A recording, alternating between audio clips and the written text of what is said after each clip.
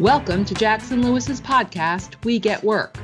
Focused solely on workplace issues, it is our job to help employers develop proactive strategies, strong policies, and business-oriented solutions to cultivate an engaged, stable, and inclusive workforce. Our podcast identifies issues that influence and impact the workplace and its continuing evolution, and helps answer the question on every employer's mind: how will my business be impacted? Union organizing in the technology industry, particularly in the video gaming industry, is increasing and diversifying. Labor unions now have a new target: developers and testers. On this episode of We Get Work, we discuss union organizing in the video gaming industry as indicative of trends in technology and what employers should do in response to organizing behavior. Our hosts today are Laura Pearson-Scheinberg, a principal in Jackson Lewis's San Francisco and Baltimore offices, and Connor Dale, a principal in the San Francisco office. Laura is a member of the firm's labor group and leader of the retail industry group. She also spearheads the Jackson Lewis Caffeinated Organizing Initiative, which advises on the recent uptick of union activity in the retail and restaurant industries. Laura is called on frequently to speak on this topic by numerous professional associations, including most recently the Retail Industry Leadership Association's Retail Law Conference, the National Retail Federation, and the National Restaurant Association's 6th Annual Law Summit. Connor's experience focuses on contractual arbitration and representing employers in the technology industry, including defending companies and boards of directors from claims filed by current and former C-suite executives. Connor also has experience advising and counseling employers on all aspects of California and federal employment law.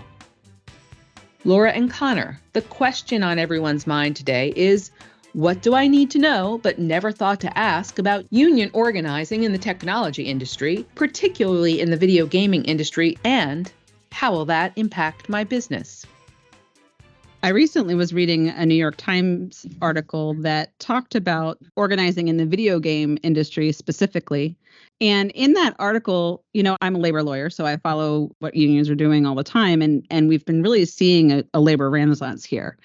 And it's a social movement. It's a movement where the employees are interested in it and really do it on a grassroots basis. Particularly the Generation Z is very, very interested in unions. If you just look at just basic statistics right now, about 60% is year over year. Petitions from just 2022 were up 60% over the year prior. And this year we're seeing a similar trend. So we don't think this is just kind of an anomaly. We think it's a trend and a renaissance.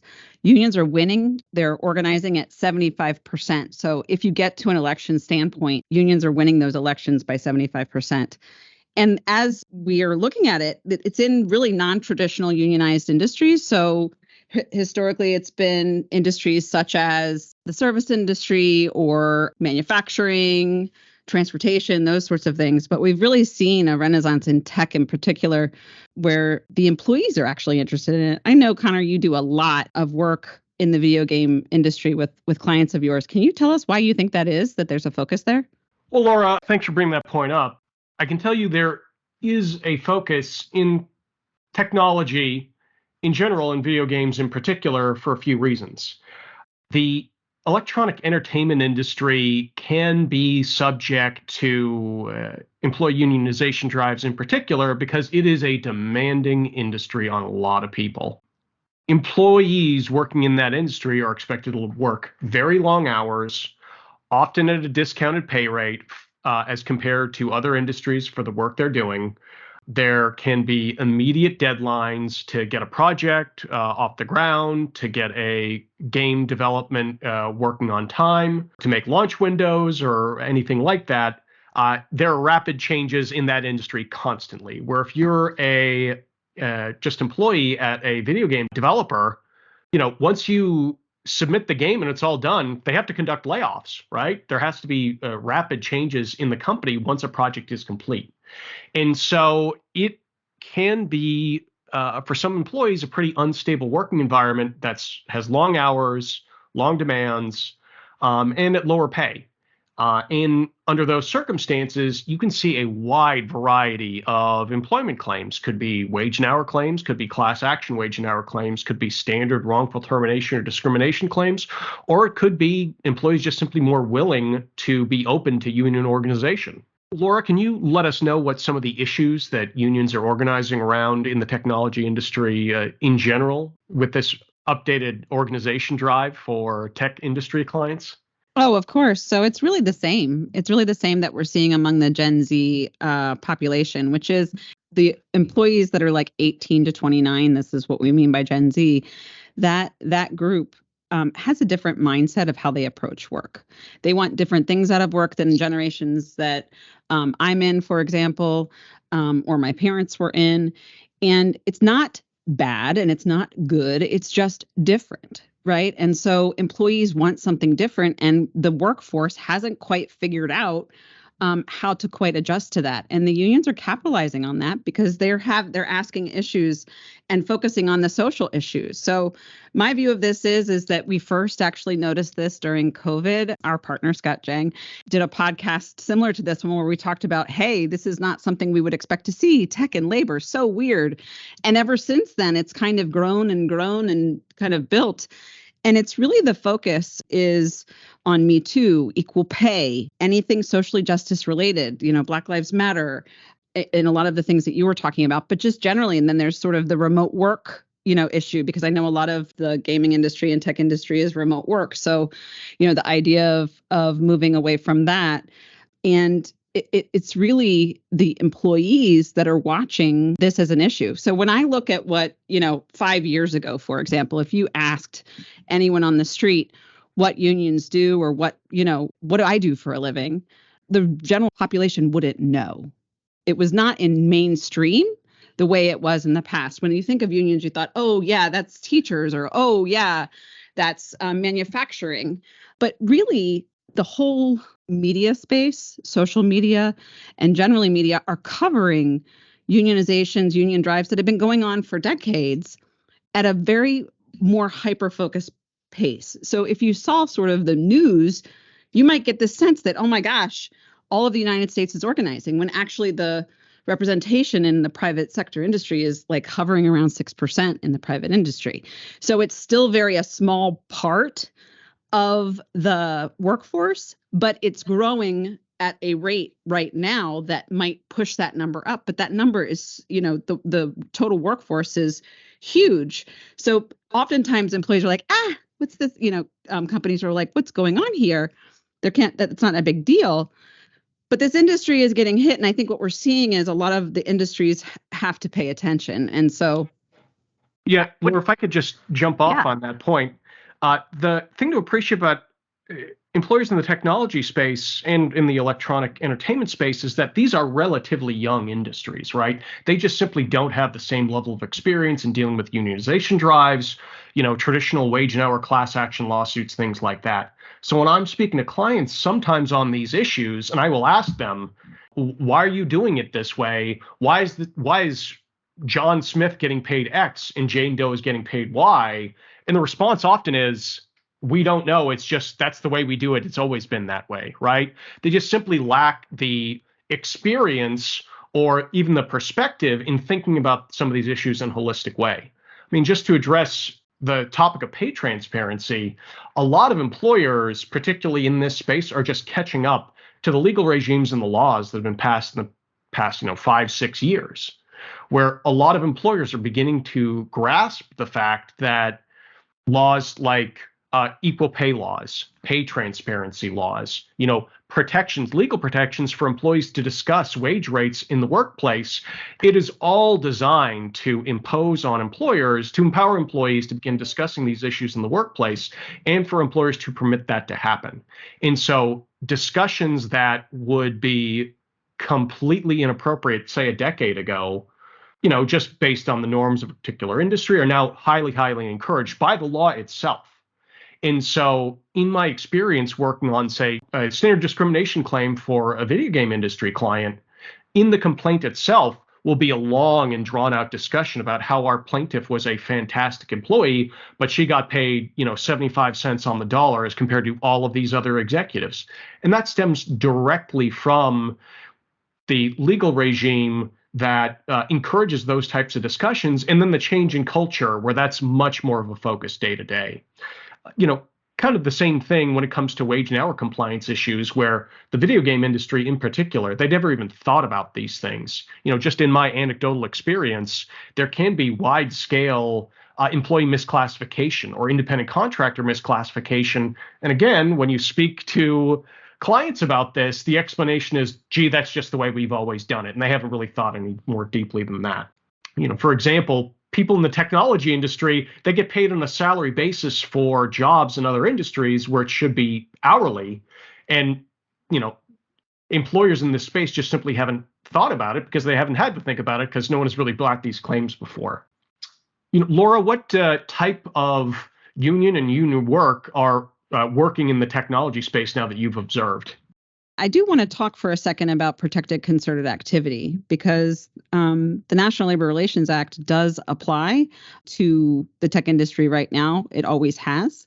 But the focus by the National Labor Relations Board is to focus on non-unionized employers right now and unionized employers alike.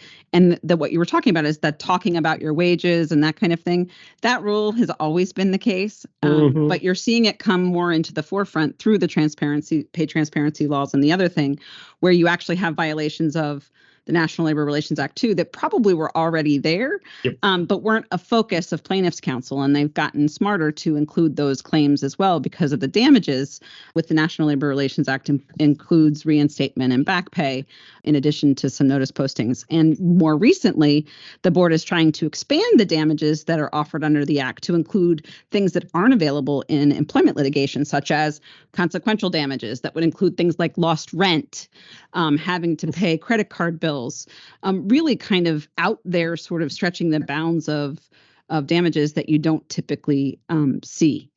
So I do see an uptick in capitalizing on this protected concerted activity movement. You hear a lot about work stoppages where there's no union involved at all, where employees just band together and say, hey, I've had enough, I'm walking out. There's been a huge uptick in that. And I think it just really kind of sets the stage really nicely for the unions to come in. There is the Communication Workers of America have a offshoot called Code, and they've been focused on the video game industry for some time now, and they are really well poised to be the main player in the space, and it continues to be. So I really just want everybody to understand this isn't your grandparents' union, right? These employees and the unions align very nicely. They, look like the people they're trying to organize. They speak their language. They're generally well matched according to age, gender, those sorts of things, because it capitalizes on the ability to organize them. And, union busting is disgusting. It really is a view of Gen Z. And so, as we think about this, I mean, how do you think best to introduce this topic to your clients, Connor? Laura, it's a funny thing. The one thing I always say to clients is, doesn't matter how you comply with the law, doesn't matter if you're dotting your I's and crossing your T's. Do you treat your employees well? Are employees happy? That's the number one shield to all employment claims. Doesn't matter what it is. If you have employees who really do not like the culture, if you have employees who are just genuinely expressing unhappiness day to day, you will get sued, right? It doesn't matter for what.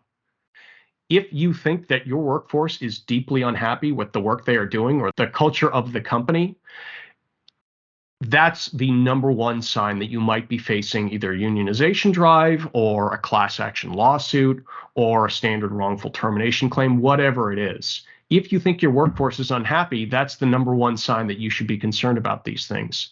And frankly, the way that at least I recommend people begin to mitigate the risk of any sort of legal claim is think about these issues, right?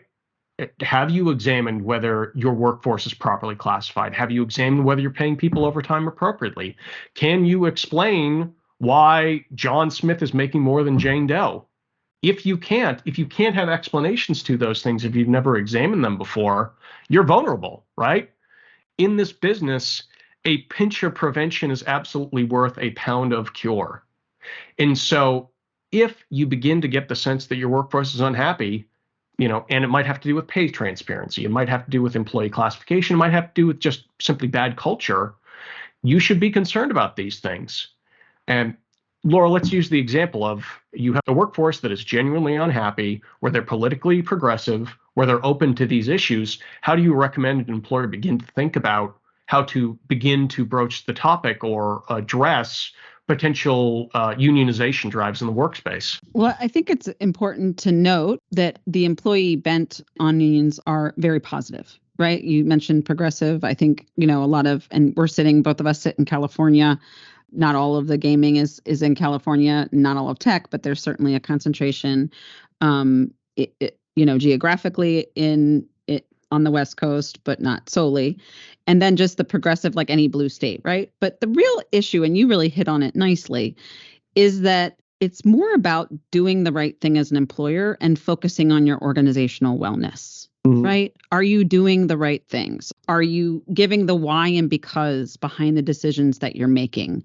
Are you, being transparent? If we look at the issues that are commonly coming out, it's lack of voice. Okay, so what avenues are you thinking about to give your employees a voice, a legitimate voice in their work life? Because as I said when we started, I don't think that, it's good, bad, or indifferent as to how this generation is approaching work. It just is different than it has been in the past. This generation focuses on work differently. We have to meet them where they are as employers, and we have to make sure that they're engaged. And that level of engagement has to have some kind of loyalty and sense of belonging within the organization, so they don't seek that sense of belonging externally. And the union is providing that sense of belonging where the employers aren't. That sense of giving them a voice, when it's our job as employers to ensure that the employees have a voice. Another thing that we're hearing on top of this concept of a voice is the concept of, corporate greed. Corporate greed is, a hot topic that unions capitalize on. And we really have to, as an industry, figure out, and as labor professionals, figure out how to address, sort of the anti-capitalistic view while still making employees feel like they're heard, make them feel like they're fairly paid. And I think a lot of that is in the why and the because discussion of overcompensation, and not to shy away from issues, and to, as you said, not to be skimpy when you don't have to be, right? We if we just focus on doing the right thing, a lot of this stuff takes care of itself. But irrespective, the most perfect employer, the most grade-A employers out there are getting hit and are getting organized. And so it's not good enough to be doing no harm. You have to be doing stuff in the community, and you have to be, socially conscious. And so really it's about, I think, when I start with new clients that are kind of figuring out where to start, is to just come up with a strategy and do a vulnerability assessment of, okay, let's see, how do you talk to your employees? Let's just do an audit, as you were saying, sort of across the board, and look at, how we communicate, what mechanisms employees have to complain, whether there's, an uptick in complaints. I think that's a fantastic idea, because I can guarantee you every single employer that I work with where there is a truly viable sort of wrongful termination claim or a harassment claim, someone complained at some point about something, right? It's a very, very rare situation where someone just bottles everything in and then files a lawsuit as their first remedied step. I can guarantee you someone complained to their manager or to HR at somewhere down the line, and either it was ignored or the employee felt it was ignored. And so if you think that your workforce is raising genuine issues to management or to HR, and it's not being heard, that exponentially exposes the employer to any sort of legal claim or unionization drive. Just to hit on one additional point as to best practices for employees' communication, explaining the why for decisions. Nowadays, increasingly, that's simply a legal requirement, right? For pay transparency laws and equal pay laws, you have to be able to articulate, again, why Jane Smith is making X and John Doe is making Y. If you can't, then you are subject to some sort of pay transparency claim or pay equity claim or something like that. And it's always a good practice, particularly for the beginning of the year. We're in the new year 2023. A lot of employers are now, with some of the pay transparency laws on the books, examining their own pay practices to review to see if we can genuinely articulate why people are getting paid what they are. And if we can't, let's see if we can do right by our employees. Boy, giving an employee an unexpected pay boost, even if it's only 2%, that's going to make them feel better, right? And it helps you be in compliance with the law. It's funny because you mentioned pay a lot, and I think pay oftentimes becomes a front runner in campaigns, but traditionally it's like number 3. Number 1 is always about respect, and we're hearing respect take on many hats based on, the particular movements that might be relevant. So the Me Too, equal pay, Black Lives Matter, diversity initiatives, et cetera. But like just basic respect and having a voice is number 1. And Yep. those communication channels that you were talking about, right? So when I'm looking at a client, I'm making sure that they have robust communication channels so that when people complain and people are encouraged to complain, that you do something about it. And then when you do something about it, you tell the employee, Yep. do the follow-up to explain, because sometimes people think that their complaint went unanswered when in fact it was, but the supervisor got too busy to report back Yep. what they actually did to remedy the issue. So you only get credit for those things that you follow up on, so that the employees understand what you're doing. So if you're thinking about some takeaways that you want to give, our listeners out there, Connor, what would you tell them a good takeaway from? And then maybe I'll give you my thoughts too. Ask yourself genuinely, is my workforce happy? Is my workforce as a technology employer, as a video game employer, are they happy? And if they're not, can we come up with 3 things that would assist in that experience? That's number 1. Number 2, genuinely ask yourself, have there been employee complaints in the last year that we did everything that Laura and I were just talking about? 1, it was received. 2, it was acted upon. And 3, it was reported out about what we did. If things have slipped through the cracks as well, that's an area of vulnerability. So again, think about, is my workforce happy or not? What can we do in response to that? And 2, have we, in good faith, and appropriately addressed employee complaints that we've actually received? If employers begin to think and work on just those basic routine things, the risk of a lot of different employment claims goes down because the workforce is going to be happier, they'll feel heard, and they'll feel like they're being treated with respect. Yeah, just to piggyback on some of those things, I think that's great points. I want you to remember that from the employee's perspective, union busting is disgusting. Fight the urge to go negative and be negative about unions generally. It's not warranted and it won't get you anywhere. Instead, focus on your labor relations structure. Do you even have a labor relations and HR function? I know many companies are so small and growing it so fast. A lot of my tech companies don't. So do you have a HR and labor relations function? Who is your team in the event that an issue like this hits? What is your messaging going to be? Zoom out, again, and see what's working, what's not working. And we do that through a series of training. We train and then we do a vulnerability assessment just on organizational wellness topics that really cut and focus on the drivers that people are flags for people who are interested, or issues around people that drive people to unions. You want to heat map within that assessment to just figure out what are your opportunities and what's your plan. And then I always ask clients, like, what was your worst moment? And what's your answer for that? Because oftentimes you have to have an answer for what your worst moment is, or what your biggest opportunity is, and have a plan to address those. But when we leave our vulnerability assessments, we come up with an action plan of those items to focus on. You said 3 things, same concept, right? And it can be tailored to whatever the client needs. Whether you're getting a bunch of aspects with respect to pay, then obviously we would pull in your team and folks to look on pay and equity issues. If they're more HR and labor relations related topics, then obviously we would be collaborating. So, I always say that unionization generally is a symptom of something that isn't working well within your organization. And we find that when you proactively address them, in the end, it will absolutely make your organization stronger. So, Connor, anything to add? 2023 is a new year. It's a really good opportunity to address these issues with your employees, and I think they're going to appreciate that as well. So if you have time and want to see if you can improve your workforce and your work experience for your employees on all sorts of topics, not just, compliance with the law or concerns about potential union organization, take these routine steps because it's going to help for the rest of the year.